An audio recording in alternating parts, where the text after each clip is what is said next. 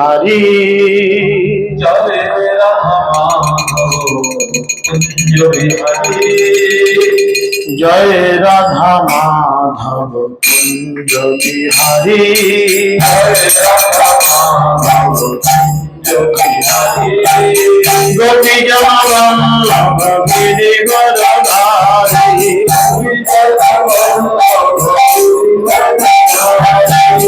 गोपी जमावल्लभ गिरि वरधारी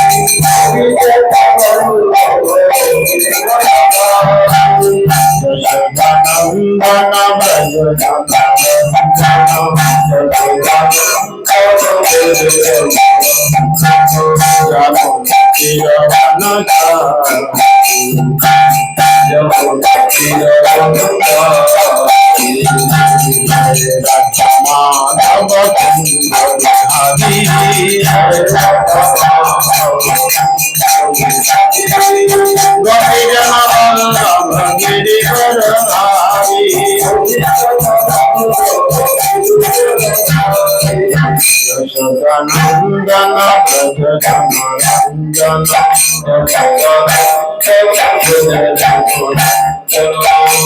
यमुना तीर वनचारी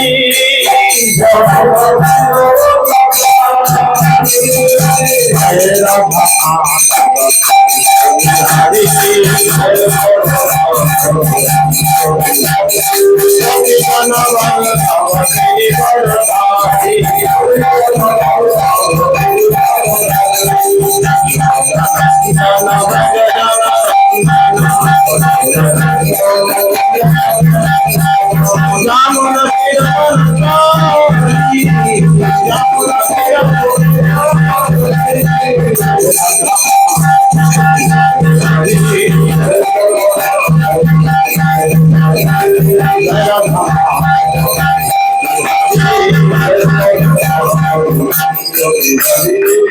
Hare Krishna,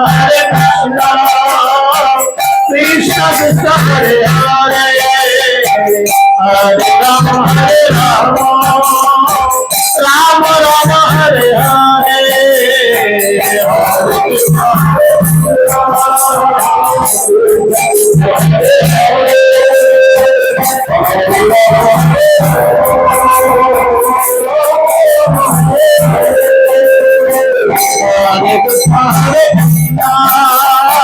Krishna Krishna Hare Hare, Hare Rama, Rama Rama Hare Hare,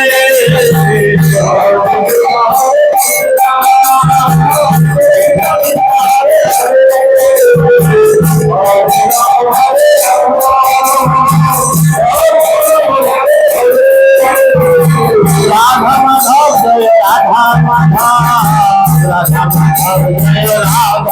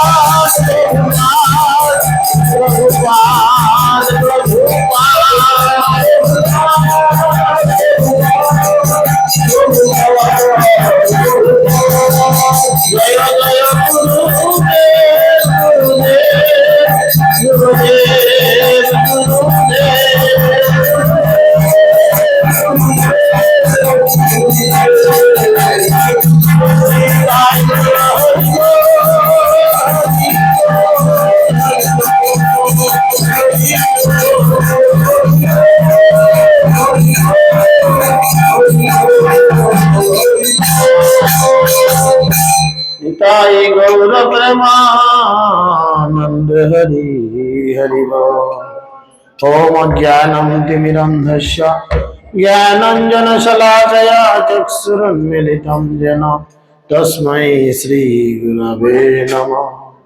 नमो विष्णुपादाय कृष्णपृष्ठाय भूतले श्रीमते जयपताका स्वामी नितिनामिने नमोऽचार्यपादाय निताय कृपा प्रदायिने गौर गदाधामजाय नगर ग्राम तारिणे नमो विष्णुपादाय कृष्णवेष्ठाय भूतले श्रीमते भक्ति वेदांत स्वामी निति नामिने नमस्ते सरस्वती देवे गौरवाणी प्रचारिणे निर्विशेष शून्यवादे पश्चात्तदेशतारिणे जय श्री कृष्ण चैतन्य प्रभु नित्यानंद श्री अद्वैत गदाधर शिवासदि गौर भक्तवृंद हरे कृष्णा कृष्णा कृष्णा हरे हरे हरे राम राम राम हरे हरे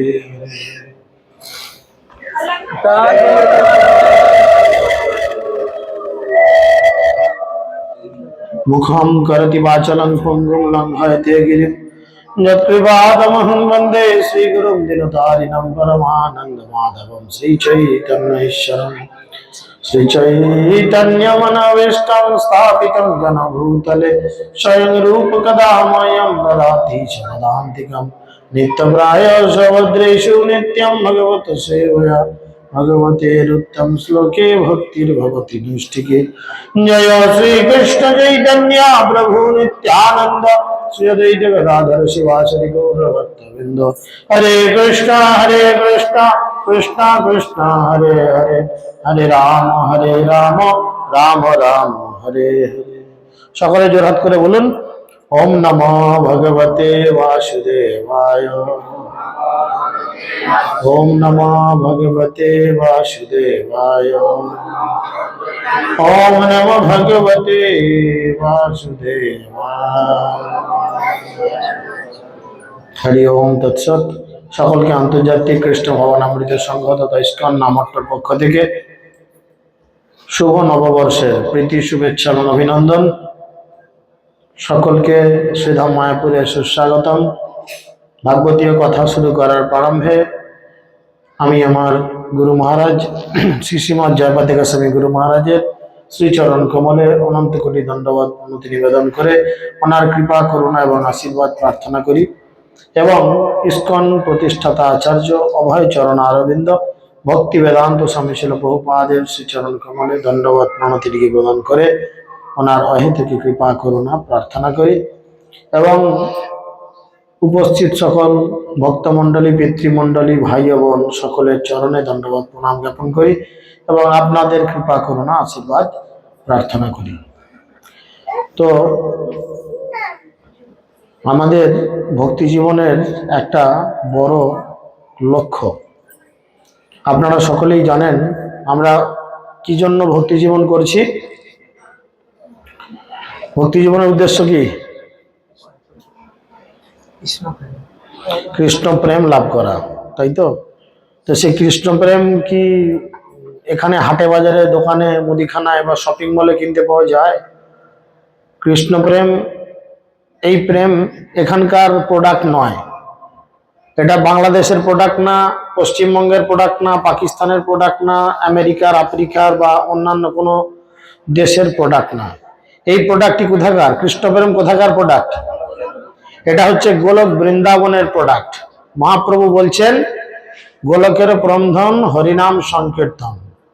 তিনি আরো বলছেন এনেছি ঔষধি মায়া নাসিবারও লাগি হরিনাম মহামন্ত্র। এই কটা একটু কমাও, কানে তোমরা শুনতে পাচ্ছ না? দুজনে খারাপ লাগছে শুনতে।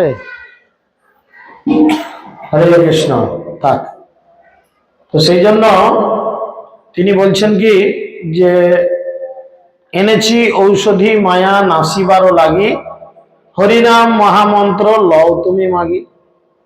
তো দেখুন, এই কৃষ্ণ প্রেম পাওয়ার জন্য আমাদের বেশিরভাগটাই নির্ভর করতে হয় যেখানে এই কৃষ্ণ প্রেম উৎপাদিত হয়। যেমন কলকাতার লোক কার সানাই বাজছে? বন্ধ করো। লক্ষণবাবু সানাই বেজেছে? ভালো, টুকে দাও জোরে।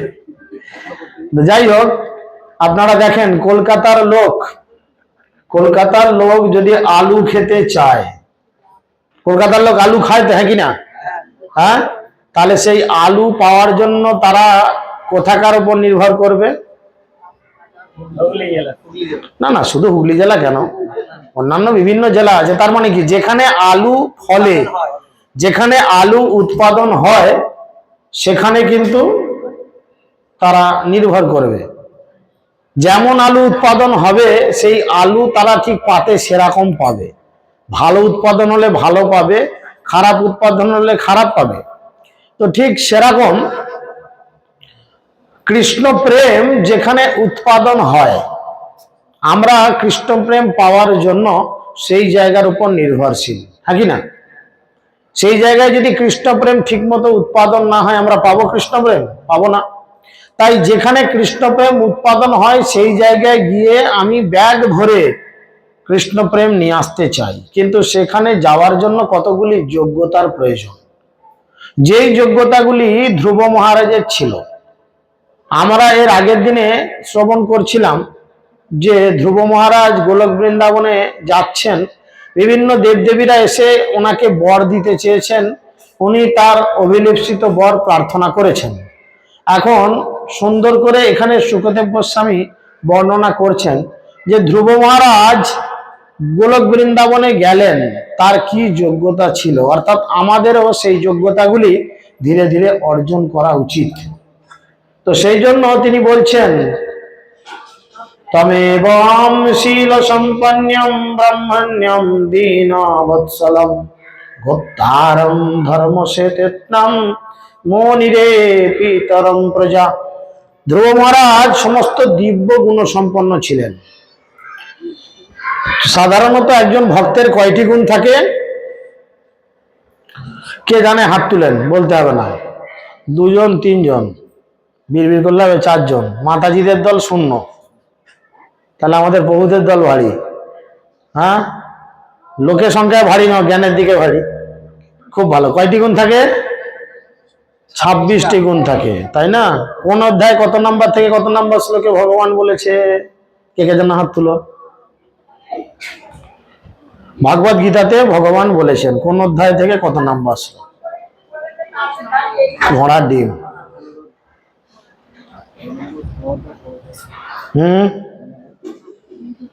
বলে না বাবা, আরেকটা 12।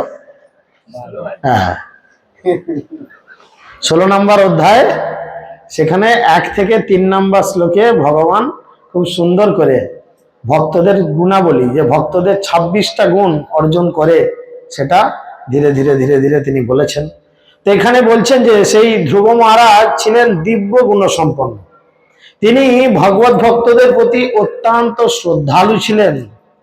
তিনি ভক্তকে খুব শ্রদ্ধা করতেন। বুঝা গেল?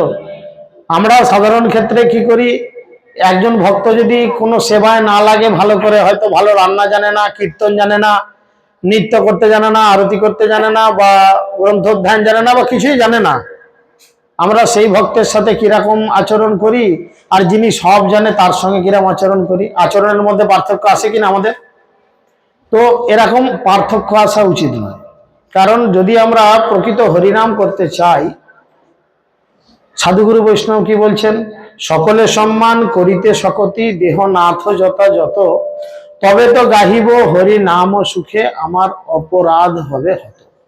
তো আমরা সকলকে যদি সম্মান করতে জানি, তো কি হবে? আমার অপরাধ হত হবে, শেষ হবে।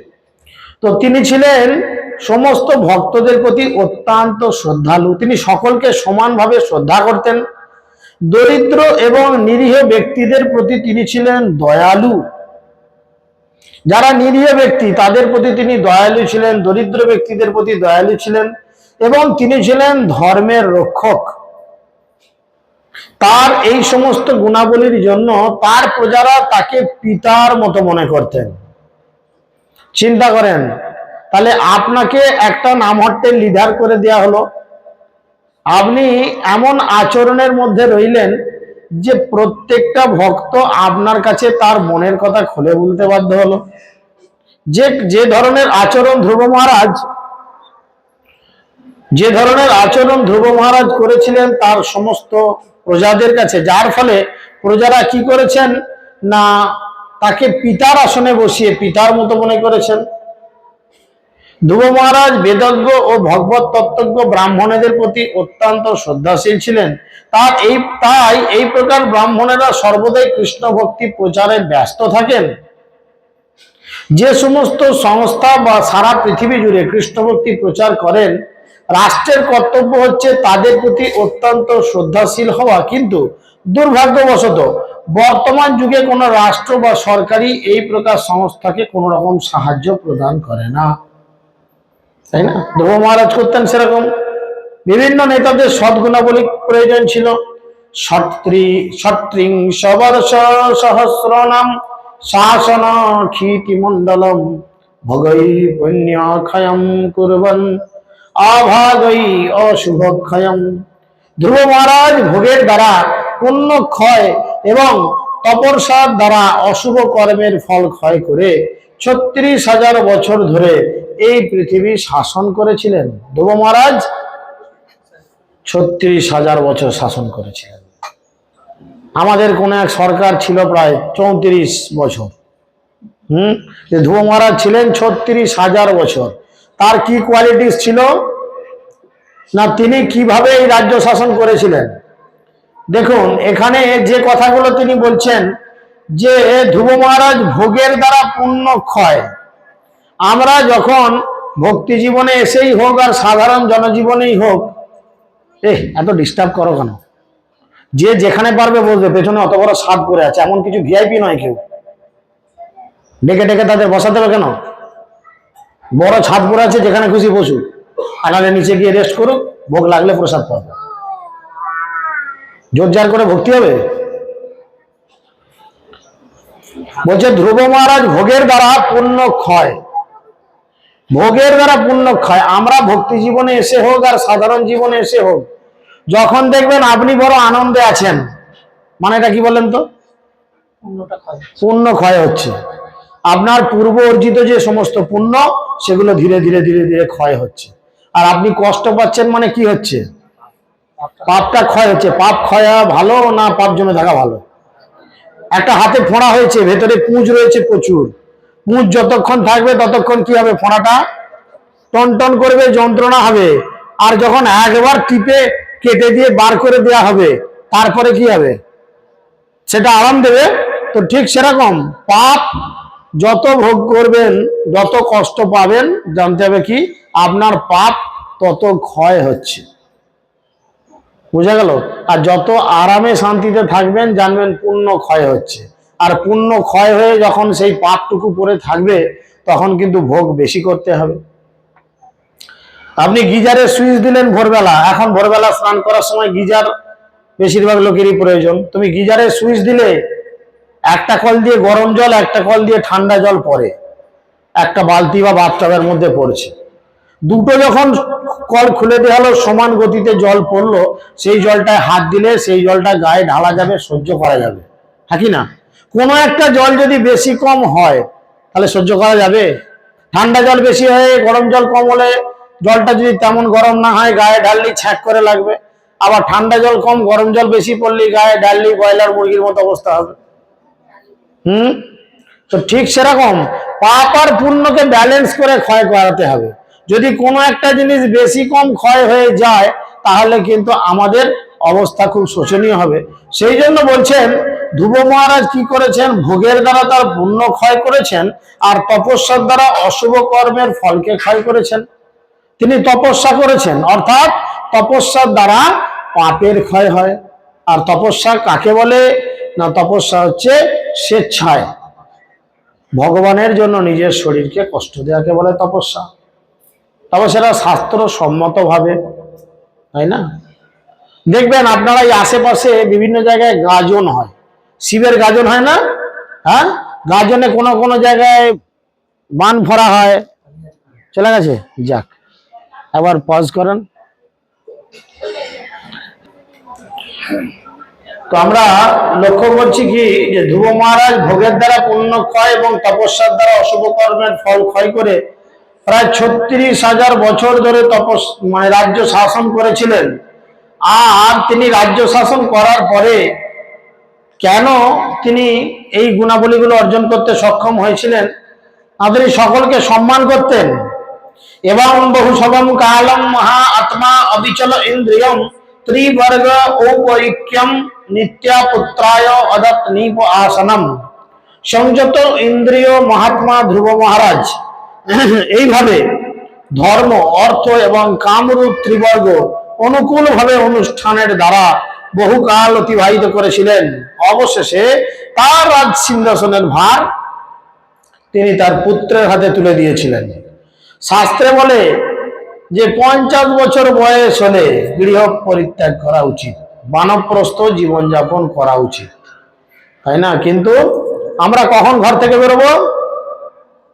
আমরা ঘর থেকে তখনই বেরোবো যখন আমাদের এই দেহে প্রাণ না থাকবে, ডেড বডি যখন বেরোবে ঘর থেকে, তখন আমরা ঘর থেকে বেরোবো।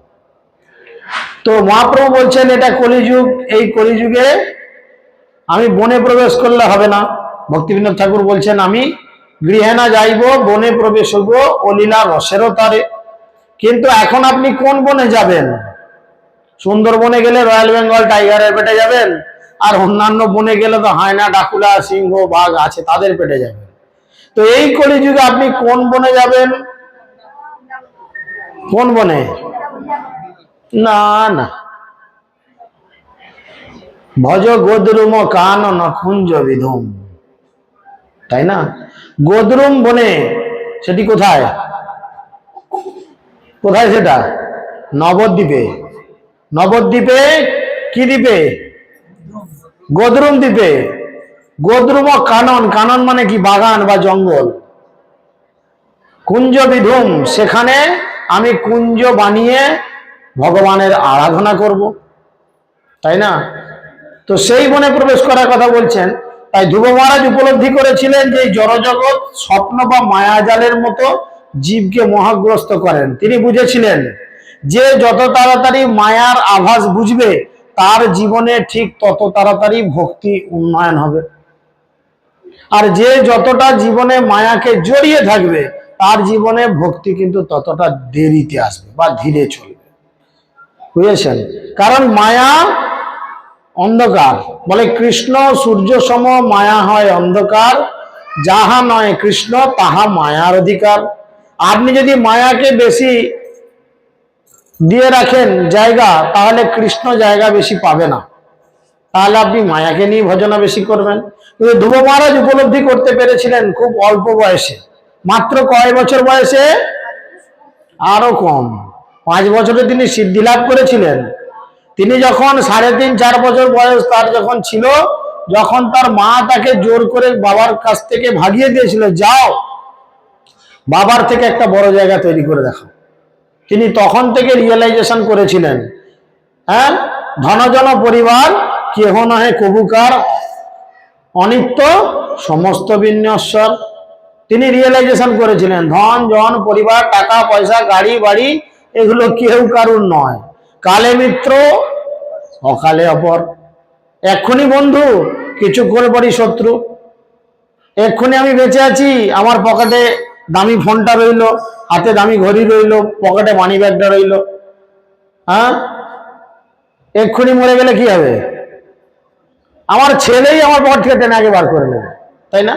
রাস্তাঘাটে অ্যাক্সিডেন্ট হলে দেখবেন, এগুলো আমরা খুব দেখেছি। কোনো মাতাল মদ খেয়ে গাড়ি চালাচ্ছে, গলায় সোনার চেন আছে, হাতে সোনার আংটি আছে, রাস্তায় হয়তো কোনোভাবে অ্যাক্সিডেন্ট হলো, মদ খেয়ে অ্যাক্সিডেন্ট করলো, পড়ে আছে, পাড়ার লোক দেশের লোক তাকে হাসপাতালে নিয়ে যাবে, অবশ্যই যাবে, কিন্তু তার আগে কি করে বলুন তো? হাতের আংটিগুলো খুলে নেবে, গলার চেনটা খুলে নেবে। ঘরের লোক যখন বলবে কি জানি কোথায় পড়ে গেছে, তাই না? তো সেই জন্যই কালে মিত্র, অকালে অপর। তো তিনি উপলব্ধি করেছেন এই জড়জগৎ মায়াজালের মতো জীবেদের মোহগ্রস্ত করে, কারণ তা পরমেশ্বর ভগবানের বহিরঙ্গা মায়া শক্তির দয়া রচিত। ভগবান সে মায়া শক্তিকে তার এই ডিউটি দিয়েছেন। আত্মস্ত্রী অপত্য সুহৃদ বলম রীত কেশম অন্তঃপুরম পরিভিহার ভূবচরম ভূমণ্ডলম জলধি মেখলম অকলজ্জ কাল উপসৃতম ইতি সপ্রজৈ বিশালম। এইভাবে ধ্রুব মহারাজ অবশেষে সমগ্র পৃথিবী জুড়ে ব্যক্ত এবং মহাসাগর পরিবৃত ভূমণ্ডল জুড়ে বিস্তৃত তার রাজ্য ত্যাগ করলেন। তাহলে তার রাজ্যের সীমানিমা কত? আমরা একটা দোকান ছাড়তে পারছি না, যে সপ্তাহে আমার একদিন আজকে ছুটির দিন, আজকে ভগবানের কথা হবে, আজ আমি বাড়িতে থাকি। আমি সেই ছুটির দিনেও ছুটে যাচ্ছি, কেন না 10টা খদ্দের আসবে। আমার 10টা খদ্দের এলে 1000, 2000, 5000 টাকা লাভ হবে বা ব্যবসা হবে। আমরা সামান্য একটা 10 ফুট বাই 12 ফুট দোকানের মায়া ছাড়তে পারছি না, এই সংসারের মায়া কি করে ত্যাগ করতে পারবো? পারা সম্ভব? কখনোই না। তাহলে ভক্তি কি করে হবে? সেই জন্যই তিনি বলছেন। এবং ধ্রুব মহারাজের রাজ্য কত বড় ছিল, আমরা 10 ফুট বাই 12 ফুট একটা দোকান ছাড়তে পারছি না মায়ায়। তিনি বলছেন ধ্রুব মহারাজ পৃথিবী জুড়ে ব্যাপ্ত, গোটা পৃথিবী জুড়ে তার রাজ্য ছিল এবং মহাসাগর পরিবৃত ভূমণ্ডল জুড়ে বিস্তৃত তার সমস্ত রাজ্য তিনি ত্যাগ করেছিলেন। একটা সাগরের কিনারা পাওয়া যায় সহজ এদিক ওদিক, তার রাজ্যেরও কিনারা ছিল না, এত বড় রাজ্য ছিল। তিনি মুহূর্তের মধ্যে রাজ্য পরিত্যাগ করেছেন। বলে প্রভু এগুলো গল্পতেই মানায়, আমাদের বাস্তব জীবনে কি মানায়? কেউ কেউ আসে বলে। তিনি তার দেহ কি কি ত্যাগ করেছিলেন দেখেন, কেন ভগবানকে পেয়েছিলেন। তিনি তার দেহ, পত্নী, সন্তান, বন্ধু বান্ধব, সৈন্য সামন্ত, সমৃদ্ধ রাজকোষ, তার অত্যন্ত আরামপ্রদ প্রসাদ এবং রমণীর বিহার স্থল মায়ারচিত বিবেচনা করে তিনি বানপ্রস্থ জীবন অবলম্বন করে হিমালয়ের বদরিকাশ্রমে গিয়েছিলেন।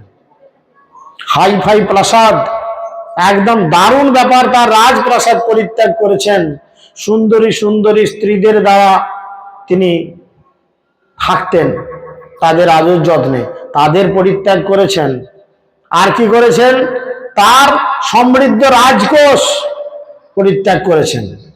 ও যদি ঘর ছেড়ে চলে যাচ্ছিস, পকেটে মানি ব্যাগটা কেন না, টাকা তোমার ঘরে রেখে গেছি, তাহলে এটিএম কার্ডটা না ওটা সঙ্গে নিয়ে যাচ্ছি। চিন্তা করেন, ক্রেডিট কার্ডটা ওটা সঙ্গে নিয়ে যাচ্ছি, মোবাইলটা নেতে তো ফোন পে আছে, টাকা পেমেন্ট করতে করবো, এটা সঙ্গে নিয়ে যাচ্ছি। তো ব্যাপারটা কেমন দাঁড়াচ্ছে? বইয়ের সঙ্গে ঝগড়া করে গলায় দড়ি দিতে গেছে আর হাতে লণ্ঠন নিয়ে যাচ্ছে। হ্যাঁ রে পচা, গলায় দড়ি দিবি তো হাতে লণ্ঠন কেন? না যদি সাপে খায়। তো আমাদের অবস্থা ঠিক সেরকম। আমরা ভক্তি করতে এসেছি, কিন্তু মায়াকে আমরা সহজে পরিত্যাগ করছি না। ভগবান বলছে মায়াকে কি করে পরিত্যাগ করা যাবে, কি করে মায়াকে তাড়ানো যাবে, কি করে মায়াকে তাড়ানো যাবে? দৈবহস্যা গুণময়ী মম মায়া দুরাত্মজা মামে মেজ প্রপদ্যন্তে মায়ামেতম তারন্তিতে। আমার এই মায়া দূর অতিক্রমণীয়, ভগবান বলছেন। কিন্তু যারা আমাতে প্রপত্তি অর্জন করেন তারাই পারেন এই মায়াকে অতিক্রম করতে। তাহলে ভগবানের প্রতি কিরকম নিজেদের আত্মনিবেদন থাকা উচিত, দেখুন কিরম বলছে। সৈন্য সামন্ত, বন্ধু বান্ধব, তার ছেলে পুলে, পত্নী, তার এমনকি তার শরীরের দিকে বোঝে তিনি না করে তিনি সরাসরি চলে গেলেন ওই আশ্রমে। স্ফটিকের মতো স্বচ্ছ পবিত্র জলে তিনি কি করতেন? নিয়মিত স্নান করতেন। এবং স্ফটিকের মতো স্বচ্ছ পবিত্র জলে স্নান করার ফলে ধ্রুব মহারাজের ইন্দ্রিয়গুলি সম্পূর্ণরূপে পবিত্র হয়েছিল। বদ্রিকাশ্রমে যে পুষ্কর মানে রয়েছে, আমাদের পুকুর রয়েছে, সেই পুকুরে তিনি স্নান করতেন।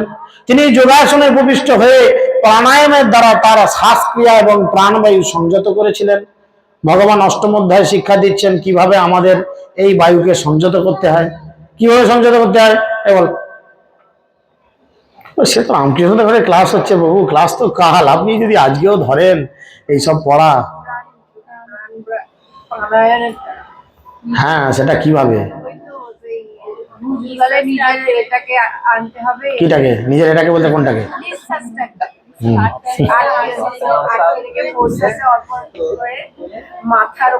হাওয়াটাকে কোথায় আটকাবি? নিজের পেট থেকে পেছন পর্যন্ত, না কোথায় আটকাবি?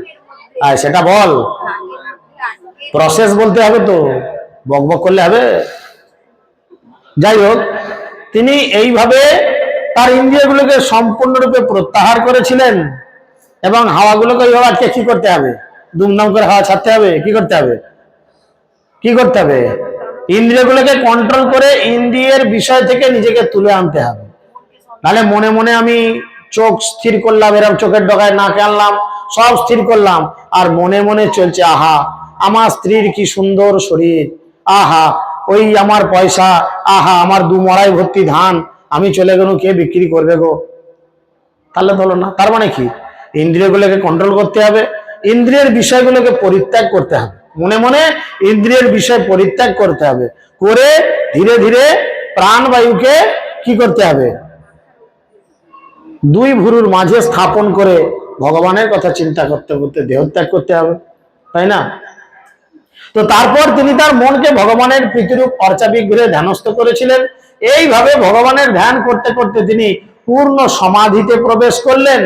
আর সমাধিতে প্রবেশ করে তিনি কি করতেন না, চিন্ময় আনন্দে অভিভূত হওয়ার ফলে তার নয়ন যুগল থেকে অবিরল ধারায় অশ্রু প্রবাহিত হতে লাগলো। ভগবানের কথা চিন্তা করতে করতে, ভগবানকে নিয়ে ভাবতে ভাবতে তার চোখ দিয়ে জল গড়াতে আরম্ভ করলো।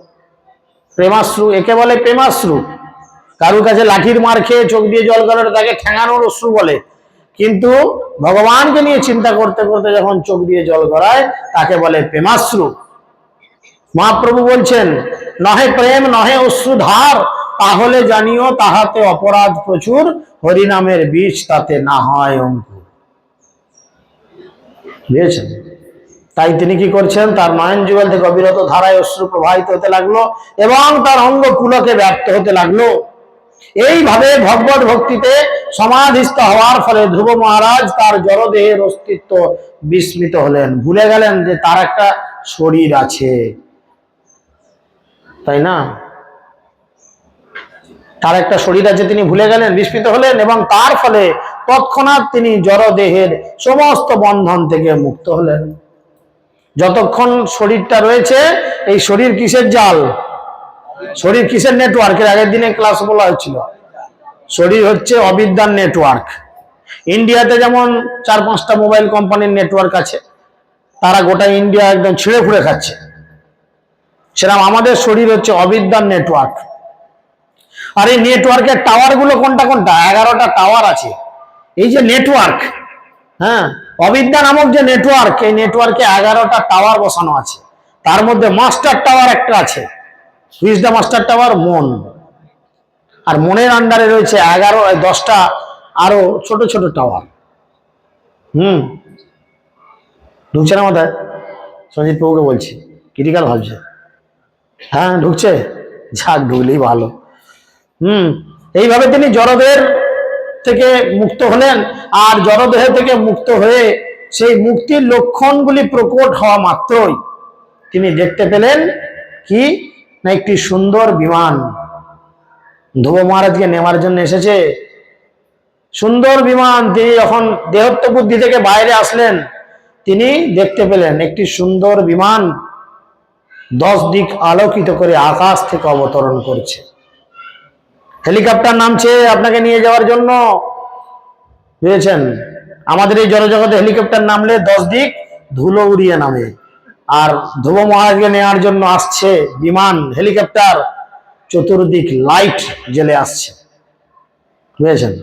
লাইট জ্বলে আসছে, যেন পূর্ণ চন্দ্র আকাশ থেকে আজকে নিচে নেমে আসছে দেখে মনে হচ্ছে। ধ্রুব মহারাজ সেই বিমানে কি দেখলেন না, 2 জন অতি সুন্দর বিষ্ণু পারিষদদের দেখতে পেলেন।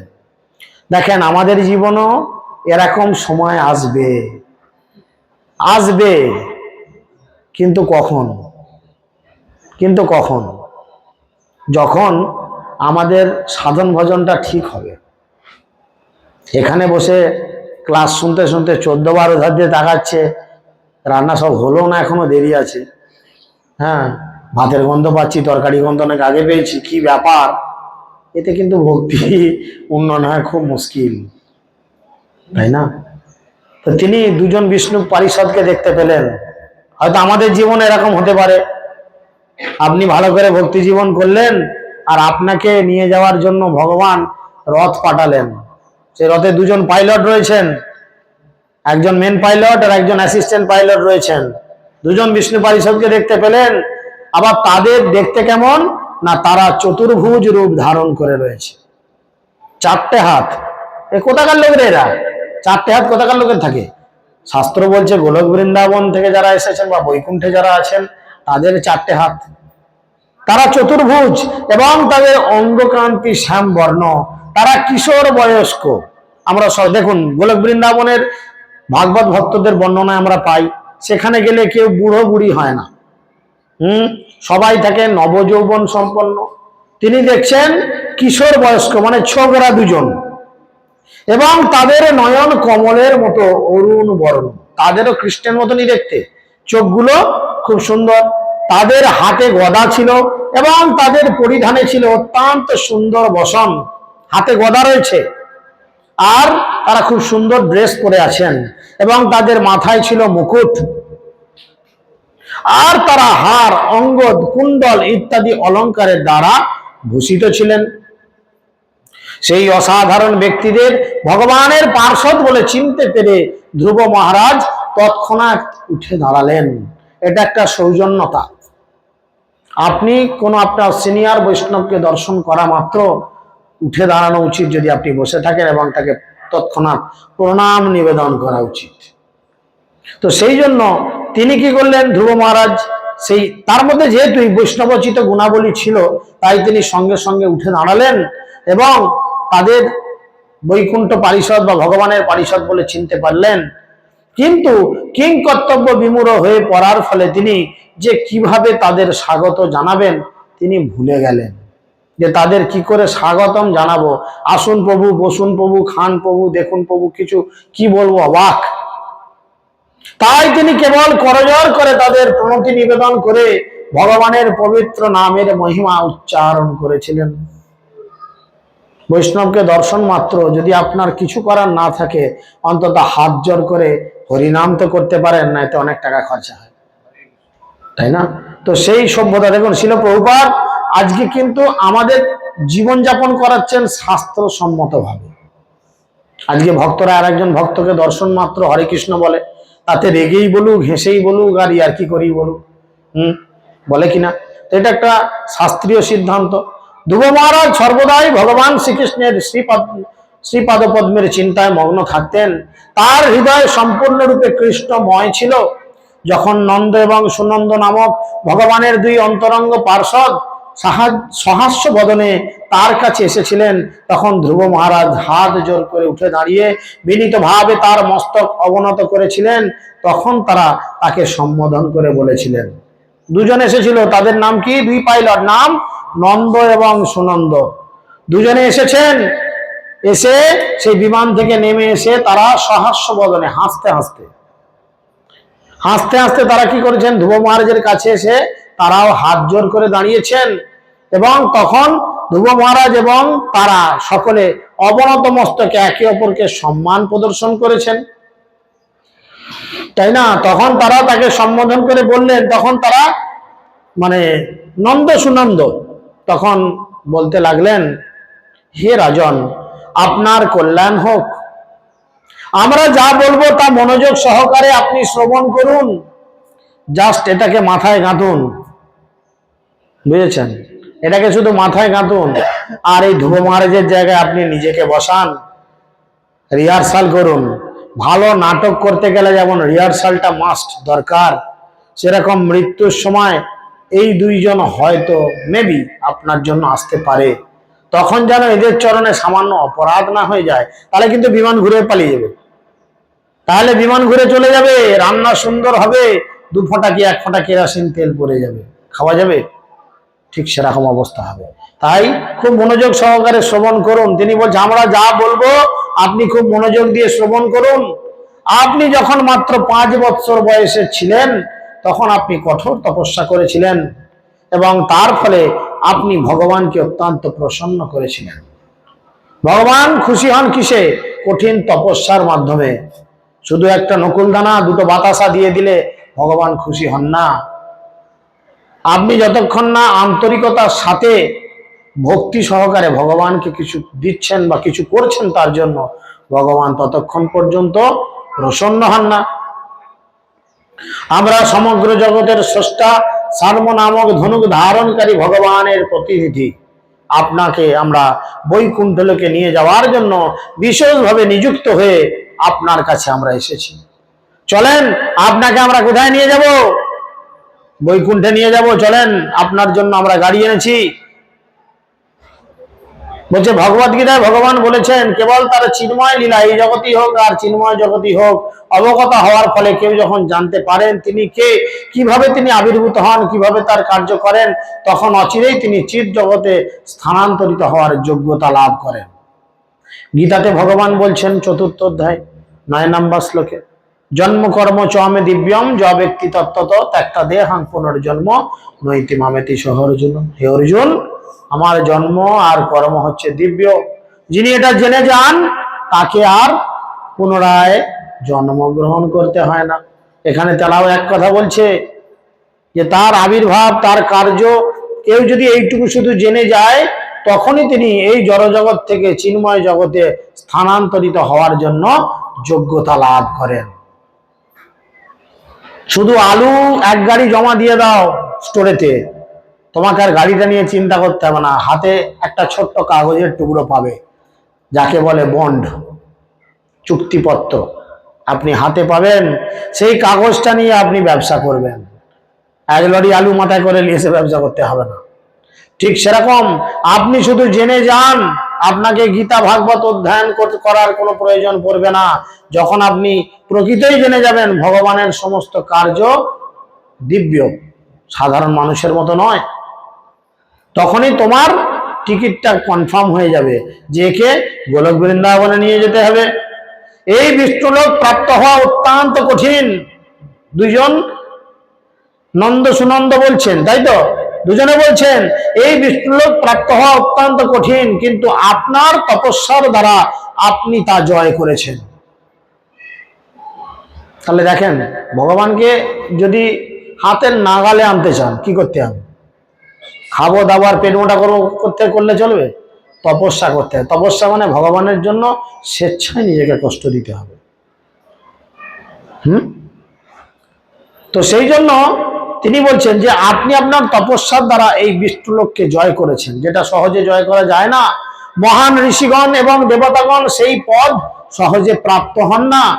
সেই পরম ধাম অর্থাৎ বিষ্ণুলোক কেবল দর্শন করার জন্য সূর্য, চন্দ্র এবং অন্যান্য সমস্ত গ্রহ নক্ষত্র ওই স্থানকে নিরন্তর প্রদক্ষিণ করে, তবু তারা দেখতে পান না। সূর্য আর চন্দ্র তারা ওই স্থানকে সব সময় প্রদক্ষিণ করেন, কিন্তু তারাও সহজে এই স্থানকে দেখতে পান না। আপনি আসুন, সেখানে যাওয়ার জন্য আমরা আপনাকে স্বাগতম জানাচ্ছি। প্লিজ আপনি চলে আসুন, আপনার জন্য গাড়ি এনেছি। এখন যেতে যেতে যদি মনে হয়, কবি আলু চাষ 3 বিঘে, 3 বিঘে আলু চাষ করেছি, হ্যাঁ, তাতে বড় বড় সাইজের সাদা সাদা মূলো লাগিয়েছি, অর্চনা মূলগুলোকে খাবে, হ্যাঁ কি হবে? মনে আছে গল্পটা? মনে আছে তো? বলছে আমাকে নিয়ে যাওয়ার জন্য, হ্যাঁ আমাকে নিয়ে যাওয়ার জন্য এই নন্দ সুনন্দ এসেছে।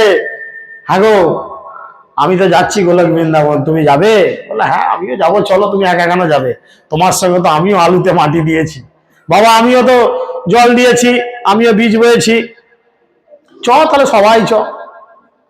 সিট তো একটা, এ তো চ্যাটার্ড বিমানের মতো, মাত্র লিমিটেড সিট, 1টি কি 2টি কি 10টি সিট যেমন চ্যাটার্ড বিমান, এই বিমানে মাত্র 1টি সিট, ড্রাইভারের সিট, তার পাশে একজন হেল্পারের সিট, মেবি থাকতেও পারে নাও পারে, একটা সিট। বলছো ঠিক অ্যাডজাস্ট করে মোটামুটি চলে যাবো, যেমন লোকাল বাসে আমরা যাই সেরাম, দরজায় ঝুলে ধরে দাঁড়িয়ে এদিক ওদিক করে ম্যানেজ করে চলে যাবো। চ তাহলে চ। আমি সিটে বসেছি আর তোরা কি ধরে ঝুলবি? আমার একটা ঠ্যাং ঝুলিয়ে দিচ্ছি, সেই ঠ্যাংটা ধরে ঝোল। একটা ঠ্যাং ধরেছি। মা তুমি চলে যাবে আমাকে ছেড়ে, আমার এখনো বিয়েটা হয় না, কে খেতে দেবে মা গো? আমিও যাই না তোমাদের সাথে, আয় আয়। মায়ের একটা ঠ্যাং ধরলুম। মা গো তোমার এই ছোট নাতনিকে নিয়ে আমি থাকি, মনে করো না ভাই, তোমার নাতনিকে নিয়ে আমি থাকি, এই ব্যাপার, তুইও তাহলে আর একটা ঠ্যাং ধর।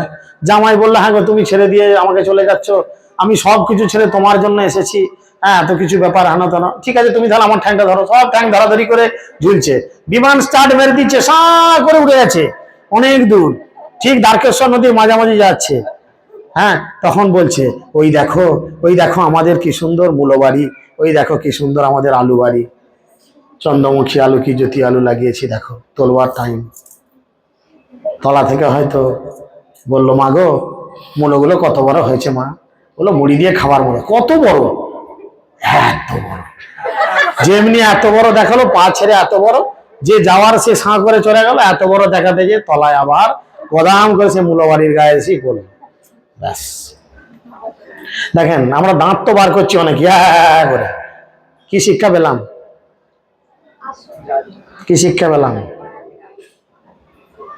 কৃষ্ণ ভুলি বদ্ধজীব অনাদি বহির মুখ, অতএব মায়া দেয় তারে সংসার আদি দুঃখ। আমরা যখন কৃষ্ণকে ভুলে গিয়ে এই ধরনের কোন আচরণের মধ্যে পড়ব, তখন কি হবে? বৈকুণ্ঠে বিমানে ওঠার মতো যোগ্যতা থাকলেও সেই বিমান আপনাদের ফসকে যাবে।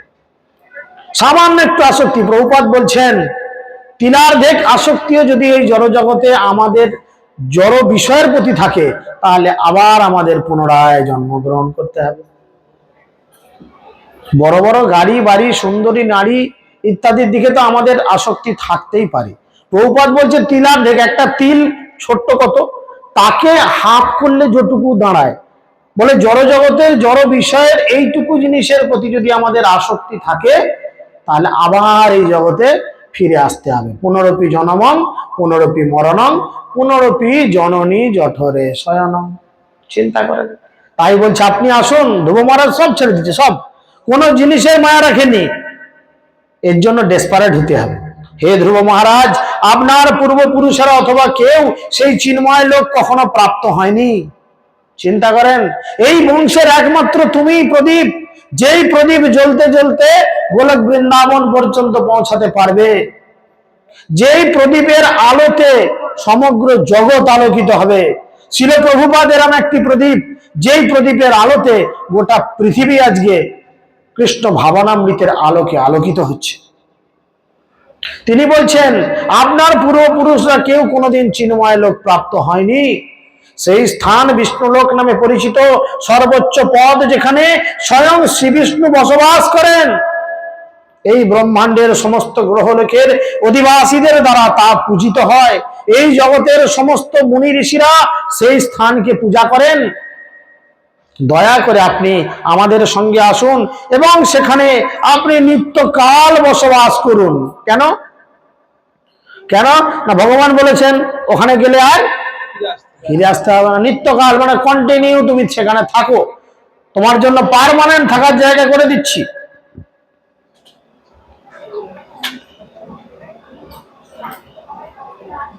হে অমর, এই অদ্বিতীয় বিমানটি কে পাঠিয়েছে জানো? তো যে অদ্বিতীয় বিমানটি পাঠিয়েছেন স্বয়ং ভগবান। তাহলে চিন্তা করেন, ধ্রুব মহারাজের শুদ্ধ ভক্তির ফলে ভগবান তার কথা চিন্তা করেন। ধ্রুব মহারাজের শুদ্ধ ভক্তির ফলে ভগবান তার কথা চিন্তা করেন যে যাও, আমার শুদ্ধ ভক্তকে নিয়ে আসার টাইম হয়ে গেছে, যাও তাকে নিয়ে এসো। নন্দ সুনন্দ বলছে ধ্রুব মহারাজকে, আমরা শুধু এই বিমানটা এনেছি না, এই বিমানটাই স্বয়ং পাঠিয়েছেন ভগবান, যার স্তুতি উত্তম শ্লোকের দ্বারা করা হয় এবং যিনি সমস্ত জীবাত্মাদের শিরোমণি। আপনি এই বিমানে আরোহণের সম্পূর্ণ যোগ্য। এই বিমানে ওঠার জন্য কোয়ালিফিকেশন লাগে, বুঝেছেন? কি কোয়ালিফিকেশন লাগে? কি কোয়ালিফিকেশন লাগে? কি লাগতে পারে বলো দেখি একটু শুনি।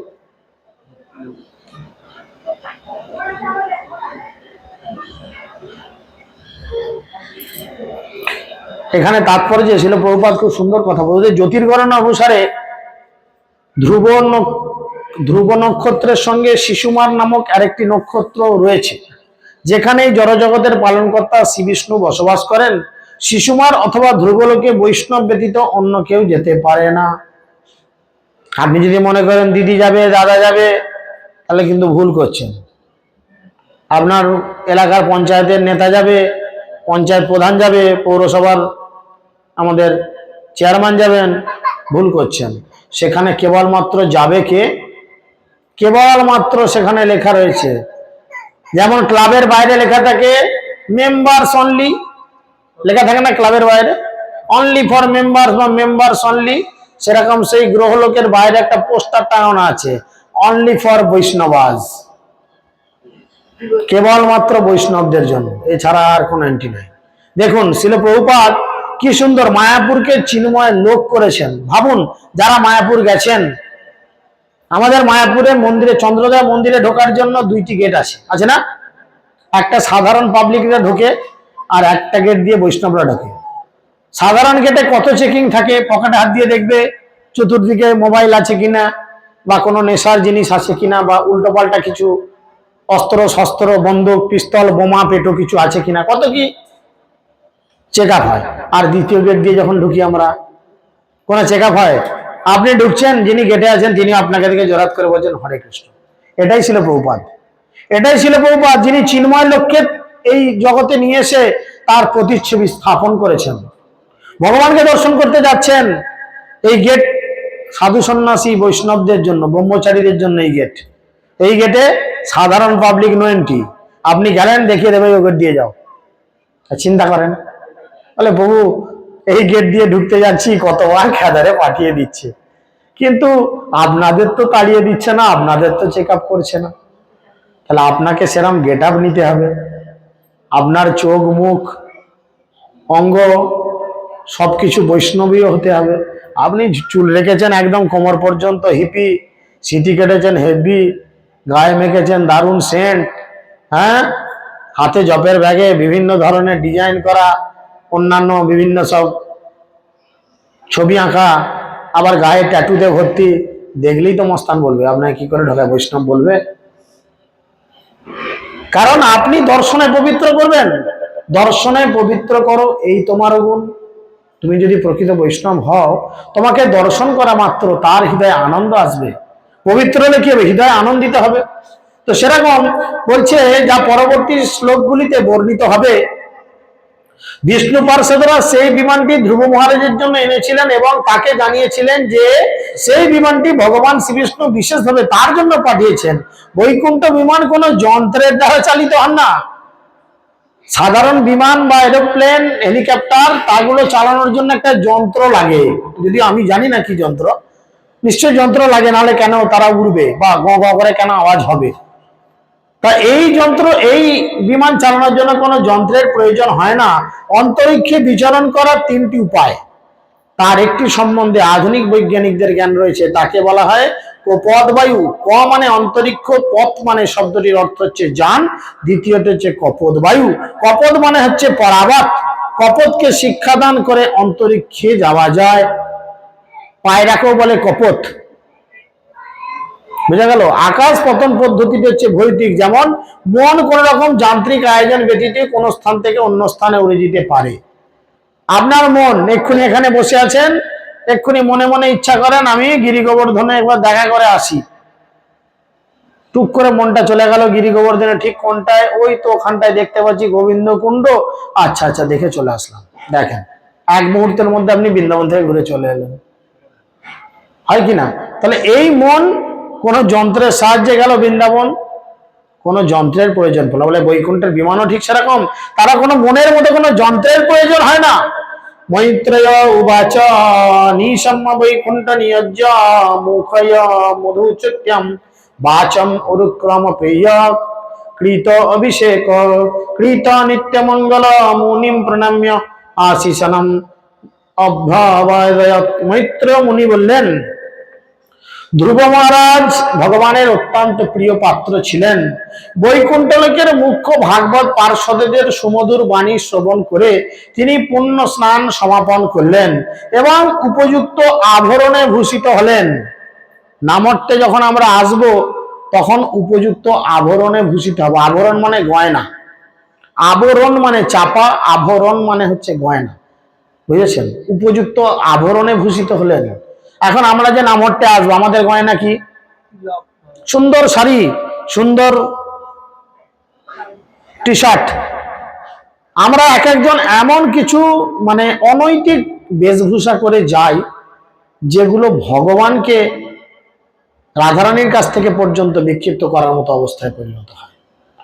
এমন কিছু বেশভূষা আমরা নিজেদের পরিবৃত করে যাই যে যারা খুব কঠিন ভাবে দেখেন, এই জড়জগতে কামকে জয় করা বড় কঠিন, খুব কঠিন। তো অনেক বৈষ্ণবরা কামকে জয় করার চেষ্টা করছেন ভগবানের কৃপায়। আমাদের উচিত কি তাদের সহযোগিতা করা, কিন্তু আমরা নিজেরাই এমন কিছু উত্তেজক পোশাক পরিধান করে সেই সমস্ত বৈষ্ণবদের সামনে গিয়ে নিজেদের উপস্থাপন করি যে সেই পোশাক আশাক দর্শন করে যে কোনো মানুষ যে কোনো মুহূর্তের মধ্যে বিক্ষিপ্ত হতে পারে। তাহলে কি আমরা এটা উপযুক্ত পোশাক পরিধান করে যাচ্ছি? তিনি উপযুক্ত, তিনি কি করছেন? পূর্ণ স্নান সমাপন করলেন এবং উপযুক্ত আভরণে ভূষিত করলেন।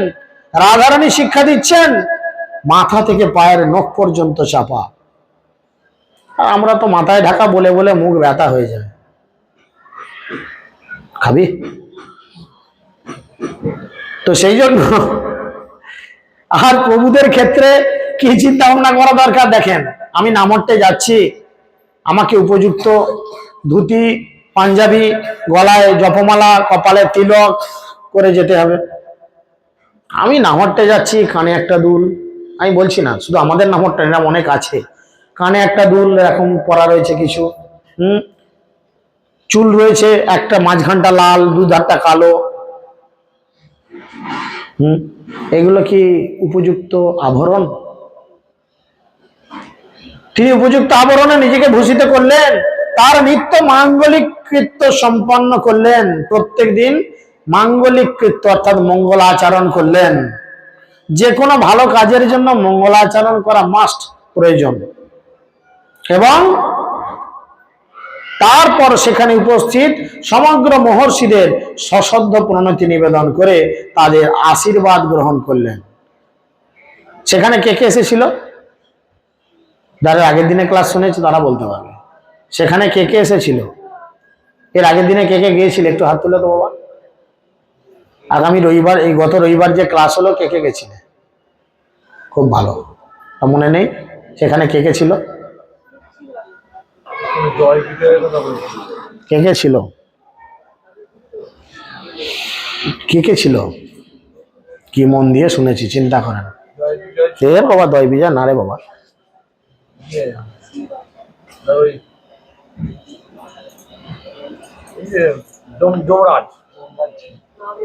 ওটা তো উপমা। আমি একটা জাস্ট গল্পের উপমা, এখনো যমরাজ দিয়ে এসে জোটেনি, আসবে এরপর। আমি সেটা উপমা দিয়ে বুঝিয়েছি। আমি পড়েছি কে কে ছিল বলেন, কে বলে? গেছিলে রবিবার? গেছিলে? দত্তগিনী বললো তো রবিবার গেছিলে, তাহলে আন্দাজ মারছ কেন? এই সচিনের ব্যাট বল খেলা আন্দাজে বাইয়ে দিন, লাগলে 4 নালে 6। যারা গেছে তারা ঢোক গিলছে, দেখছো কিছু মনে রাখতে পারে না, খিচুড়ির গন্ধে বাঁধাকপির গন্ধে পাগল হয়ে গেছিল।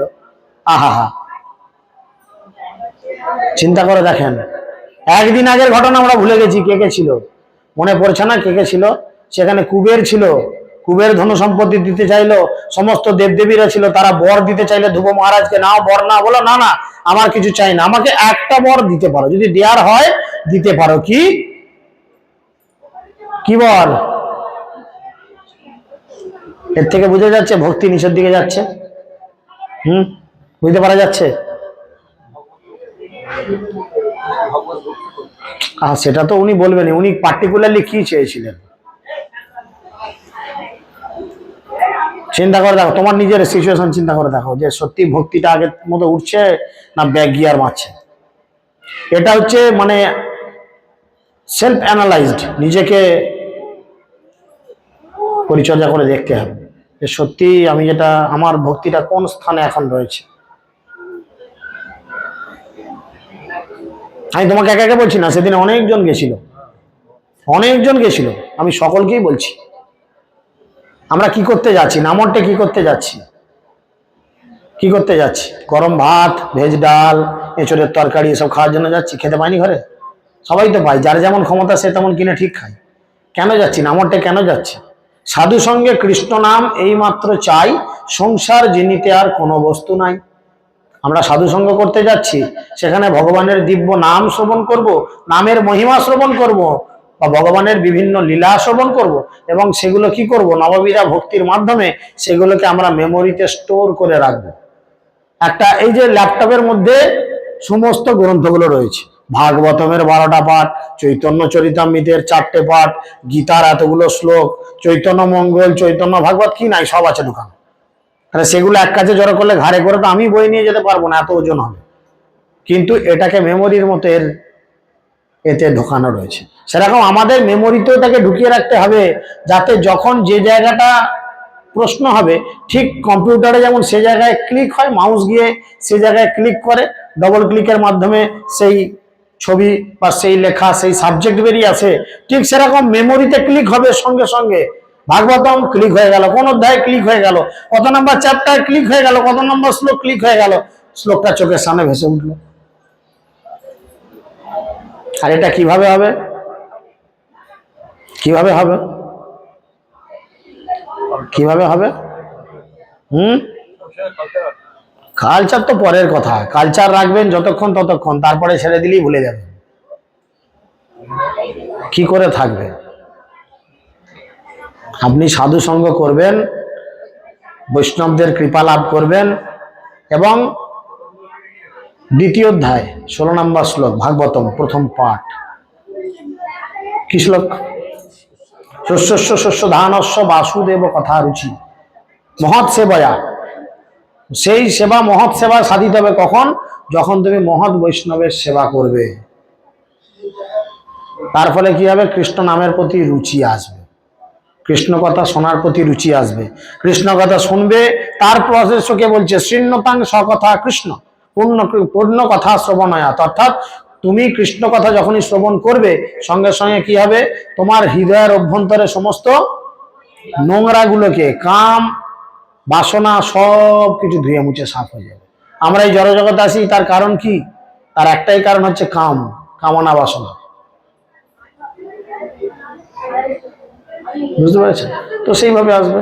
যাই হোক, আজকে এখন ভোগ লাগবে, বন্ধ করো, এখন ভোগ লাগবে। তো আমরা ছোট করে ভোগ আরতি